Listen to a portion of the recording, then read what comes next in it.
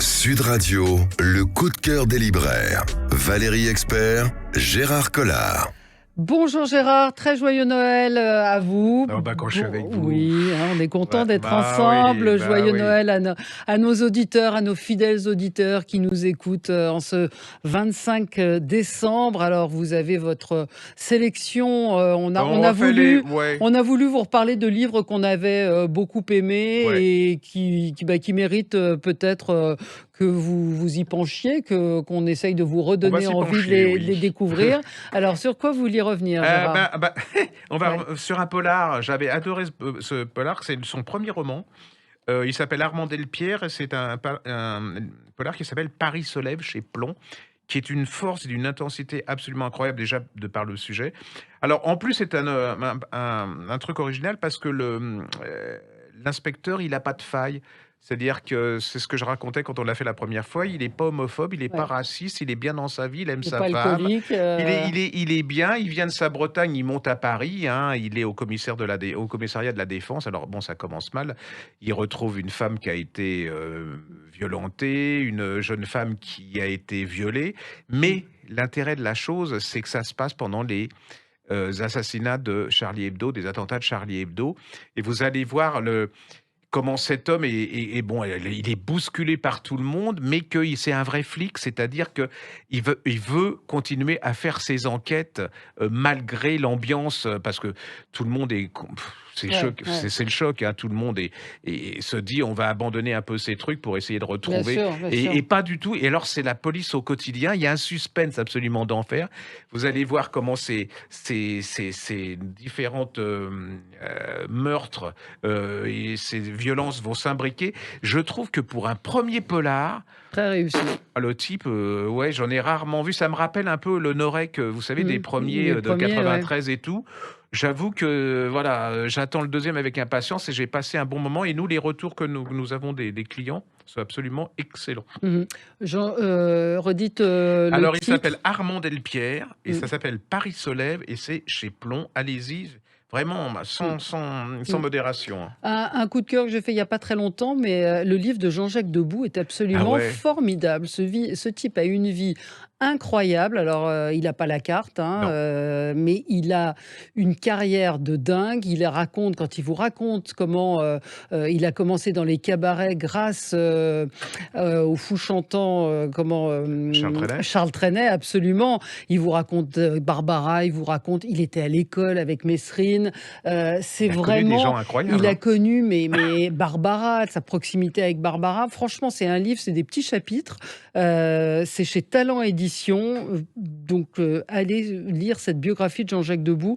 Franchement, vous serez très... On passe un bon moment. Oui, mais vous c'est passez surprenant. un super moment, c'est très étonnant. Franchement, c'est vraiment c'est une surprise pour moi. C'est-à-dire le contenu. Et puis, là aussi, où on ne l'attendait pas, La lettre de Patrick Sabatier. Je ne sais pas si vous l'aviez lu. Mais oui. Très, très, très bon livre qui est paru aux éditions. Il n'a pas forcément la carte parce qu'on ne l'attend pas sur un roman. Non. C'est un roman que vous ne lâcherez pas non plus. C'est un secret de famille, secret dans sa famille, où il découvre un demi-frère, un frère que sa mère aurait eu avant sa naissance.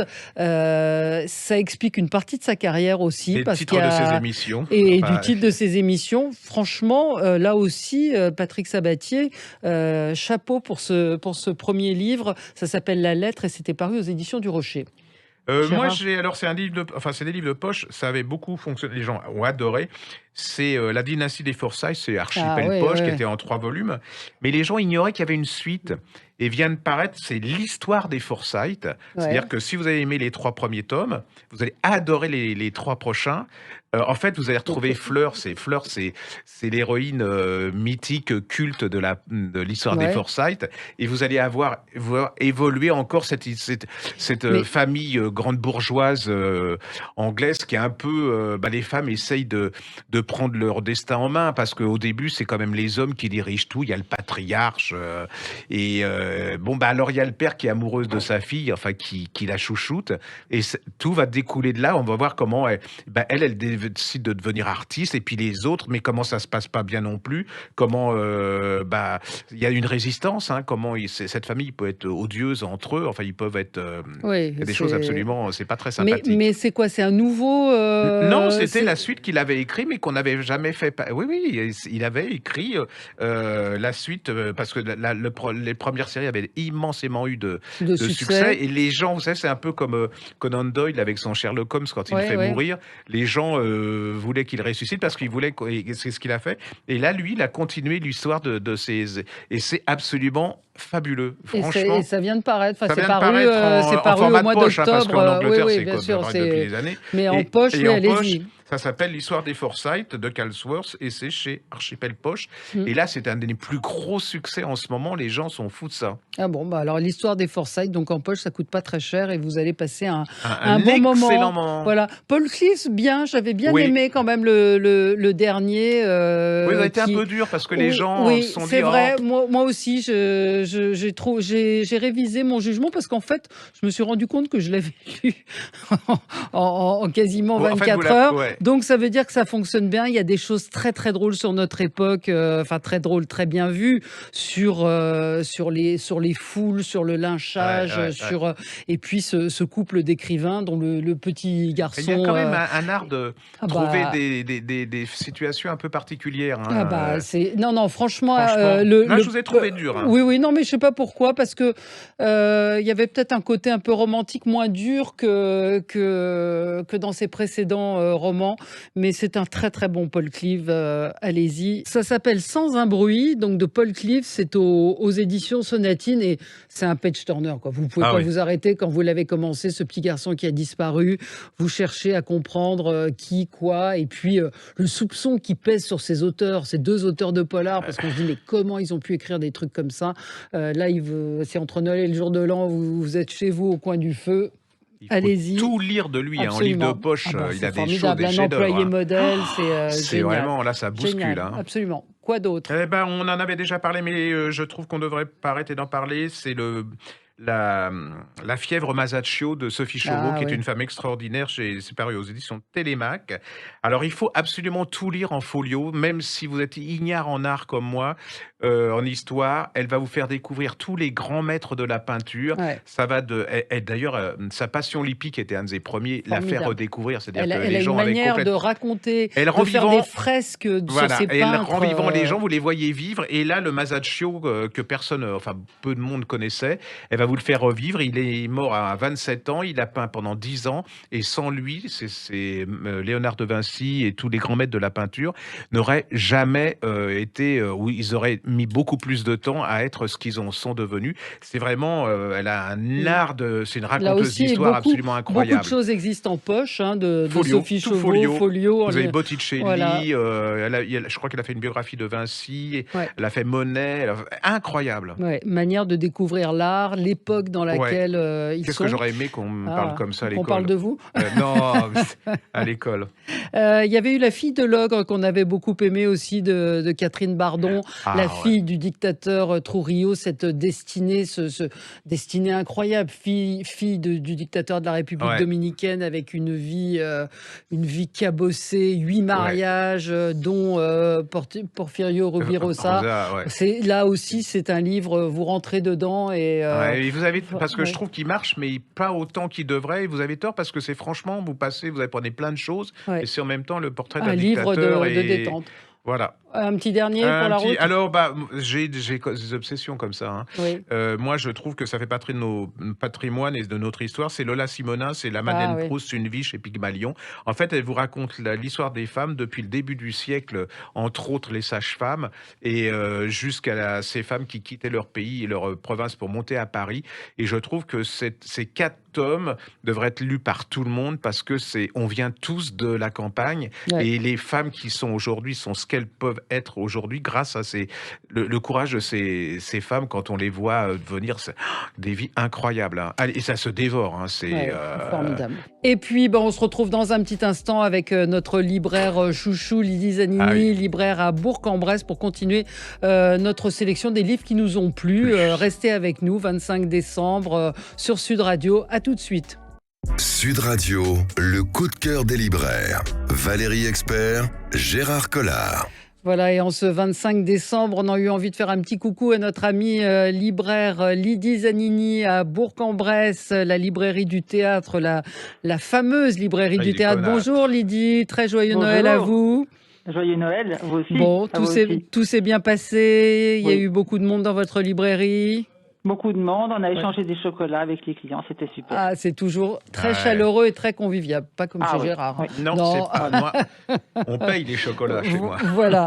Alors, on vous a demandé ce qu'on fait depuis le début de cette émission, c'est-à-dire de nous donner 3 livres que vous avez aimés, qu'on peut effectivement glisser dans l'assiette du 31 décembre, ou s'il vous reste des cadeaux à faire. Donc, vos coups de cœur de l'année. Alors, on commence par quoi ? Alors, moi, mon gros coup de cœur, c'était après avoir fini mon café, j'ai tout quitté pour une île grecque.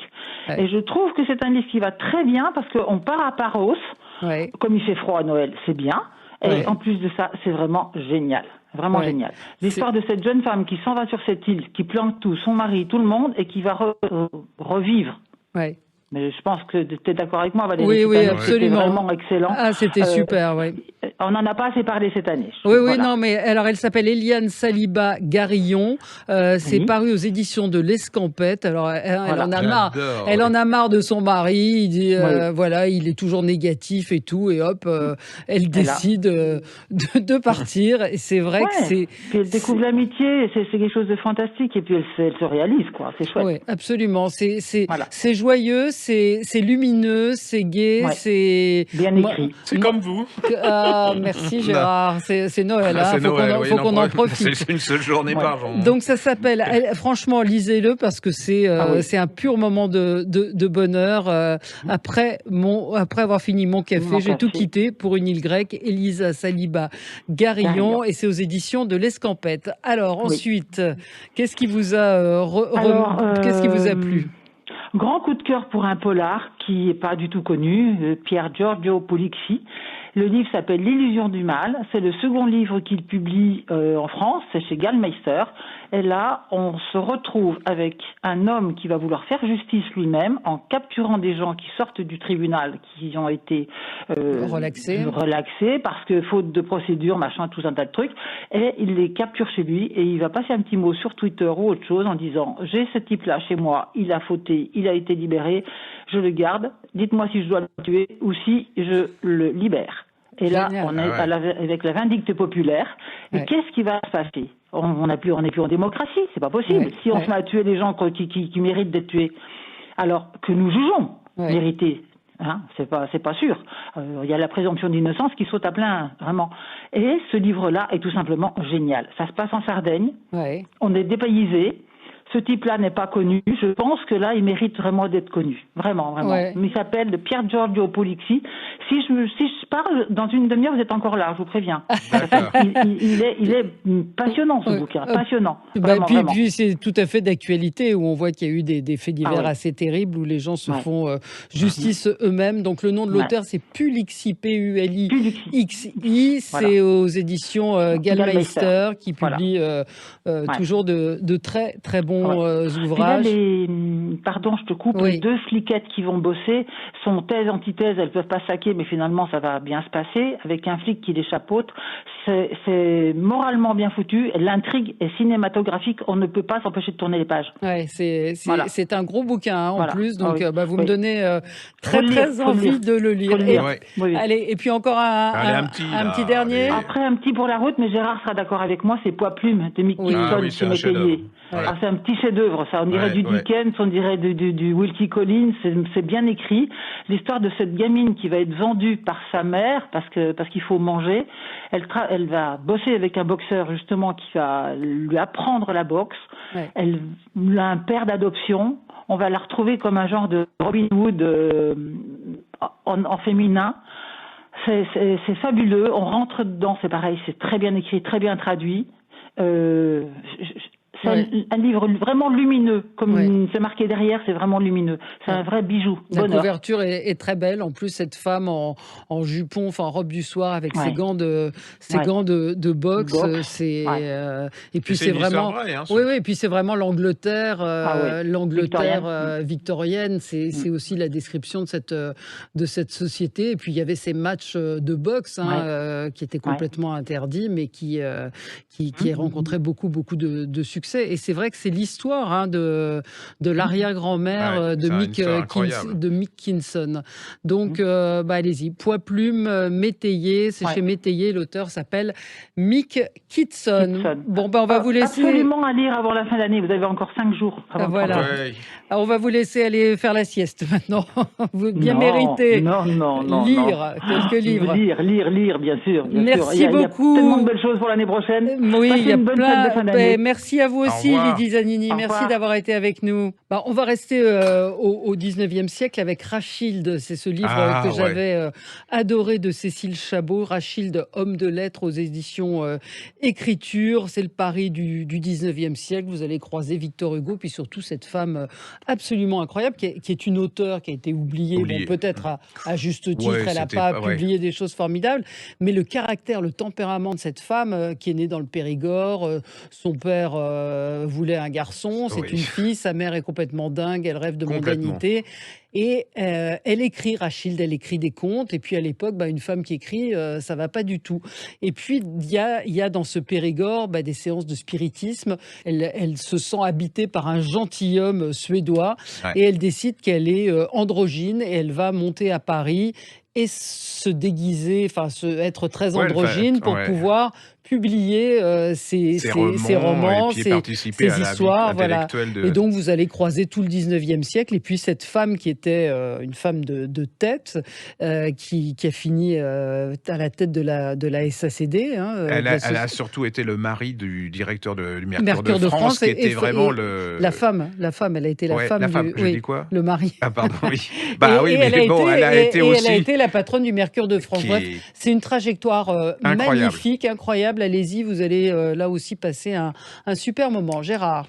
Moi, je vais vous parler d'un petit polar, c'est pas mal.